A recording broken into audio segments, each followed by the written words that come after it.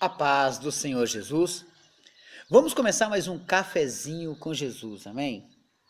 Eu sou o pastor Alex, que faz o cafezinho com Jesus. Eu venho pedir a vocês que venham divulgar cada vez mais. Venha passar para os seus amigos, seus grupos. Pastor, eu já faço, sim, faça mais. Convide eles para entrar nessa escola que é o cafezinho. Pastor, onde eu consigo mais dos seus áudios? O pastor Alex tem um canal no YouTube. O meu canal no YouTube se chama Cafezinho com Jesus, o sabor do saber. Tem que escrever tudo isso, pastor. É, tudo isso. Cafezinho com Jesus, o sabor do saber. Assim você vai poder estar curtindo, se inscrevendo e aprendendo muito mais da palavra de Deus. Amém? Faço isso com prazer. Não tiro benefício nenhum materialmente. Espiritualmente, a minha coroa está cravejada de diamantes. Espiritualmente, tenho ganhado almas para o reino de Deus. Espiritualmente, tenho alcançado pessoas que não teria possibilidade de entender a palavra de Deus. Mas através do cafezinho, conseguiram. Amém? Jeremias capítulo 9, verso 23 e 24, que eu não vou ler hoje, né? Às vezes eu leio um dia sim, um dia não. Você pode estar abrindo a sua Bíblia se você quiser, mas ele está escrito o seguinte: para não se gloriar o sábio na sua sabedoria, nem o forte na sua força, nem o rico na sua riqueza. E ele diz claramente também: se glorie em me conhecer, porque dessas coisas o Senhor se agrada. Amém? Mas João 5,39 fala para examinar as escrituras, porque nas tais está a salvação. Agora eu quero explicar para você o seguinte: nós vamos viajar um pouquinho em um versículo. Atos capítulo 9, verso 18. Lembra quando a gente falou? Hoje é o quinto estudo. Atos capítulo 9, verso 18. Nós estamos esmiuçando alguns versículos, né? Para buscar conhecimento, meus irmãos. Para ter entendimento, né? Às vezes você não sabe de uma coisa, mas sabe de outra. Às vezes você sabe de uma que não tem valor nenhum para você. Mas da Bíblia Sagrada você precisa saber. Olha só. Em Atos capítulo 9, verso 18, diz assim, ó: e logo lhe caíram dos olhos como que umas escamas, e recuperou a vista, e levantando-se, foi batizado.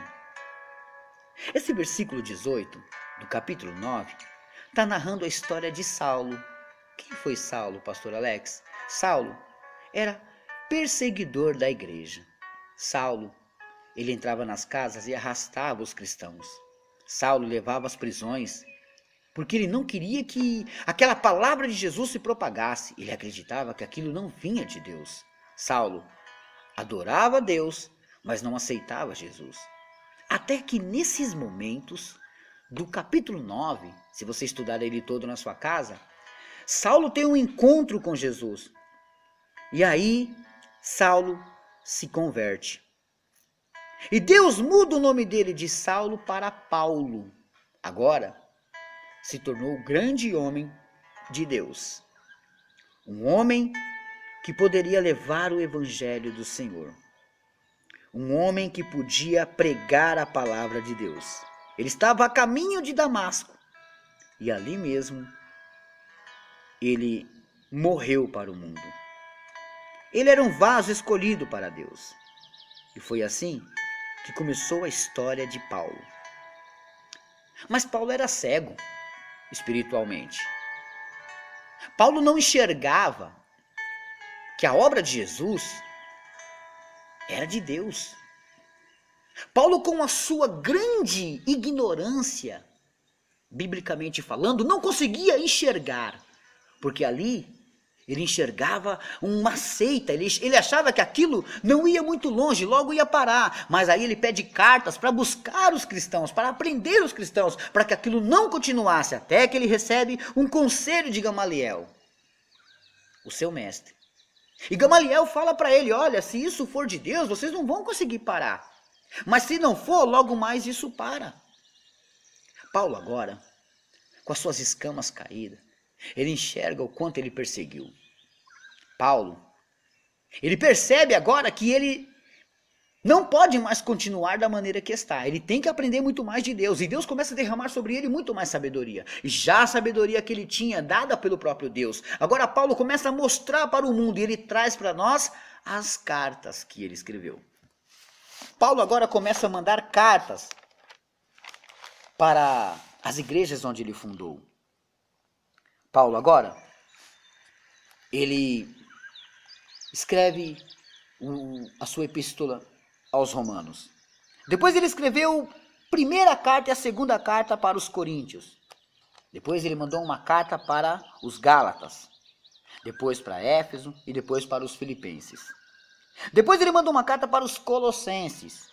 Aí ele escreve 2 cartas para a igreja que estava em Tessalônica. A primeira Tessalonicenses e a segunda. Depois, para o seu filho amado, não filho verdadeiro, mas filho na fé, ele manda a primeira e a segunda carta para Timóteo. Depois ele manda para Tito.